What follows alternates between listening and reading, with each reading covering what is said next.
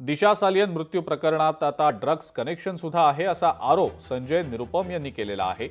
आदित्य ठाकरेंनी आपल्या पदाचा राजीनामा दिला पाहिजे, भोळ्या प्रतिमेसह महाराष्ट्रावर राज्य करायचंय असा हल्लाबोल संजय निरुपम यांनी आदित्य ठाकरेंवर केलाय।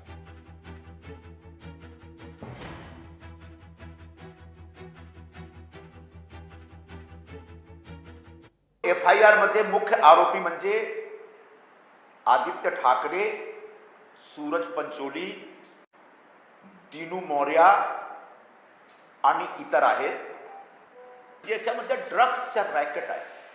लवकरात लवकर